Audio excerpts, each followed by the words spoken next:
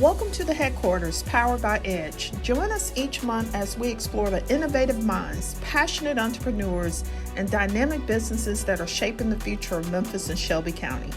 From groundbreaking initiatives to success stories that inspire, the Headquarters podcast is your destination for all things economic development in the Bluff City. Hi, I'm Dr. Joann Massey, President and CEO of Edge. Welcome to the Headquarters, a podcast powered by Edge. And today we have as our guest Louis Martin III, or as everyone likes to call him, Uncle Lou.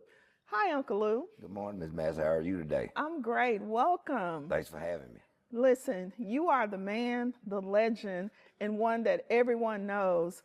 Tell me a little bit about how Uncle Lou's began as a small restaurant. So actually, we opened in 2001. So, and I like to use this to help other people. So I had a previous business, Turkey Express, and not really having the knowledge that I should have had. You know, I tell people all the time, you're going to pay for your education, whether you go through a college or university or the School of Hard Knocks, which is a lot more expensive, Sure. what I did. So I had a business that I did, and, not really understanding the logistics of business, got into tax issues like some people do. So at the end of the day, I had an opportunity to sell that business, pay off my taxes, and then my thing was, before I spend a dime, what we're going to do next, because this may be my last opportunity. So I tried, I figured, I thought about it, and then all of a sudden I said, you know what, I'm going to invest in me. So I opened Uncle Lou's really as it was a hobby that turned into a business, to be honest. Because I remember the day I was telling my wife, because I had swore that we would never, ever be in the restaurant business again. So I've learned since then, I always said I never plan to do this or that. So see this building, a good friend of mine, a lot of people know him. He's one of the top African-American entrepreneurs in the city that doesn't get a lot of credit, that came before me and helped people around my age group and a little older. Charles Mason, which owned Uncle Charlie's South and El Terrifico Tamales, as my wife used to call him, my other daddy. So he kind of brought me under his wing, taught me a lot of stuff about business, how to look at things, how to purchase, and different things like that. So I took that to heart, learned from him. He told me about the building on Mill Branch. He's like, Lou, I got a building on Mill Branch. I'm like, oh, okay. Out of respect, I didn't tell him I wasn't going to look, but in my mind, thanks for telling me, but I'm not going. So he asked me how I went to look. I said no. About the third time, as fate would have it, he called me and said, you went to look at the building yet? I was like, no, but I'm on Mill Branch. I promise you, I'm going to go right now. I went in the building with an attitude because I didn't want it. Talked to the guy that had it, gave him some ridiculous low price, and he's like, I can't do it for that. I was like, okay, thank you, shake his hand.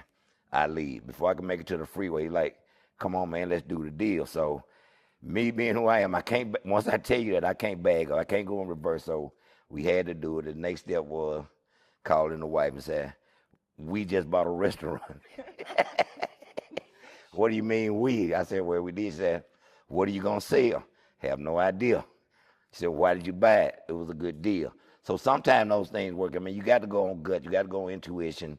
I just felt like it was an opportunity there, and we jumped on it because he gave me a challenge. Charles Mason did. He's like, no, because I'm like, how is this area just going to support this business? He said, well, you got to think outside the box. He said, you got 240 on this end, and you got I-55 on this end. Sure. If you can't get them in, it's on you. He knew my character, so that was a challenge. Yeah. Needless to say, it ain't always roses when you start. Right. You're only going to get so much support from family and friends, I mean, chicken every day is good, but, I can't really eat chicken every day, maybe 6 out of 7 days, but Right. so, you bill. And that's where we got started. And I have people all the time asking me my opinion, and I would tell them, you got to be fortunate enough. If you got a good product or great product, you still got to be fortunate enough to have enough staying power till the masses can find out. Well, and that leads me really to my next question, Uncle Lou. Businesses, especially small businesses in this day and time, have a lot of challenges. Perseverance is required. Tell us a little bit about that perseverance, even with getting into the building. Now you're there. Now you've got to hire people, do your renovations. You could talk a little bit about how Edge helped with that. So, But tell us a little bit about that part of the okay. story. So that fast forwards to where we are now, and thanks to you and your group and Edge and all the people that support and help small business entrepreneurs like myself. And actually, I want to spend to say when I came to the meeting about the grant loan, whatever, and I got to meet a lot of other people down there. So never think you're alone when you're out here on this journey, but you got to be able to share. And that's a good lesson I learned from Guy Fieri.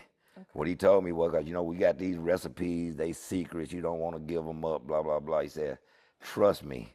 He said, the masses are going to buy them before they try to make them themselves. So I'm not going to lead you wrong. So again, I trusted in him, and what he told me was absolutely true. Because before he came, I mean, we were at I would say we had maybe 30 to 45 days left, okay? Ton of debt, So when they called, I was actually in tears because I didn't believe. I thought somebody was doing a prank call. And they told me they were coming. And so when I talked to them. Tell us who's they, because I heard you and I know, but our listeners don't know. Right, Food Network. Okay. I got a call from the Food Network. Okay. And said they were coming. So when they, and just show how things work. So when they finally came, because it was, when I talked to them, I thought they was coming like next month. It was like 5 or 6 months down the road. So what I did in that span, again, I was deeply in debt. So I called and talked to my creditors, which I always tell people, if you owe them, look them in the face. I mean, running and hiding is just going to make it worse. Look them in the face, tell them I don't have your money. It ain't going to make them happy, but at least you get to them. So I told them what we had coming. If you just believe in me and give me time, we get this thing turned around. So, because fortunately, I had done a lot of local stuff, so I figured, I get a boost. Because whenever you're on TV, or radio, or whatever, people understand you get that boost. So it's up to you where you take it to the next level. Once you get it, you got to keep them coming. So when the Food Network came, I figured, okay, I normally get about good 3 to 4 weeks with local. So I get a couple of months. But we've been blessed and fortunate enough. They did our first episode in 2008. And here it is, 2026. And they run it every year right before vacation season, which is fine for me. I love it, Because when they came, I asked them, I said, how did y'all, no, I asked when was my episode airing. They were like, we don't know. We don't even have a name for your episode. I said, well, how did you get us? When they came to town, they actually came to Memphis. Well, they've been to Memphis several times, people know. They came to Memphis to do a story on Memphis-style barbecue.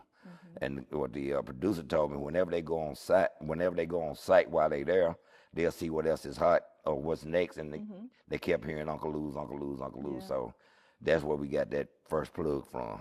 Well, Lou, you said a couple of things, from the risk you took, you and your wife, in going into this business, right? The lessons you learned from the challenges and persevering through those. And then the important lesson of being open to working with other people, including the government, Edge, to help you. And so now you're here.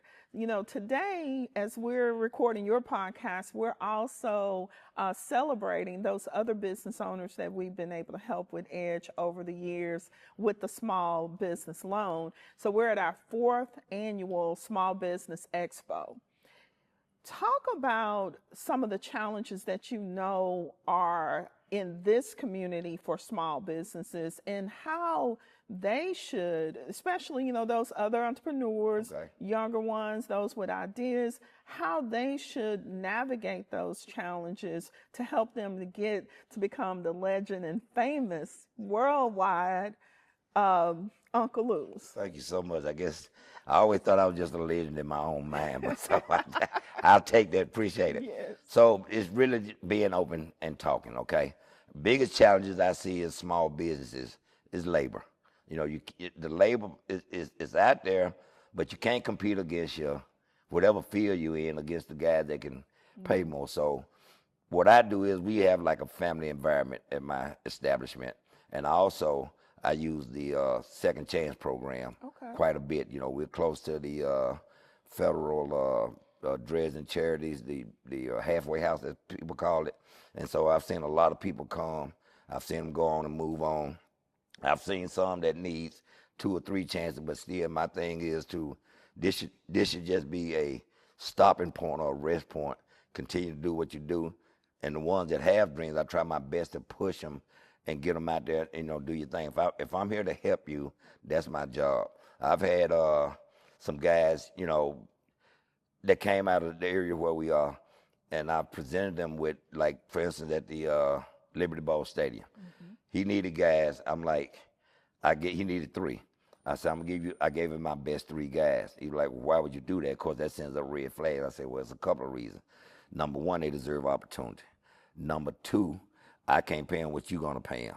Number 3, if I give you my best 3, God going to send me 4 more back. So, and I just believe in that. Yeah. So I definitely want to stand on nobody's toe. I want to push you.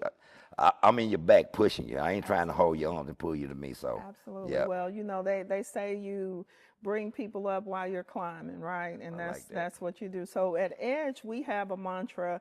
It's powering progress through partnerships. Everything that we do, working with, the city, the chambers, business owners like you, Lou, thank you for everything that you do that people don't see in the community. And so as we kind of wrap up here, because, we could talk all day. Yeah, we could bring some chicken here. We could talk all day, some sides. But what would you say to someone who's listening right now, who's considering starting a business? They feel unsure, right? They don't know which direction they want to go, how big they want to be. What would you want to say to them? What would you want them to hear from you? Well, I would tell you the best I can tell you is you got to believe in you. If you don't believe in you, how do you expect anybody else to believe in you? You're going to have your naysayers. You're going to have the ones patting you on the back, waiting on you to fail so I can say I told you so. But you got to have that drive and determination to say, no, I'm going to tell you so. So it's proving them wrong. And doing, you're doing what's in your gut. You want to help other people. That's what I try to do my best. What can I do to help somebody today? Absolutely. Yeah. Absolutely. Well, that's real Memphis style. We're going to prove them wrong every time. We're going to prove them wrong. Prove them wrong every time. Well, thank you, Lou. Thank you for being here. Thanks for having me. Absolutely. And thanks again for coming into my life. I really appreciate you guys. Absolutely. All right. Absolutely. And a little bit later, we're going to give you an award, the first award for legacy. So thank you again for being here. Thank you for all that you do. It's so not surreal because, it's like, I appreciate it, don't get me wrong, but to me, I'm just doing what I do, who I am. So I appreciate the award. It really touched my heart because I really wasn't expecting things I do. I don't expect returns on it. I just want to keep going forward. Amen. Absolutely. Yeah. Great. Thank you so much. Thank you. Thanks for having me. Okay. Thank you.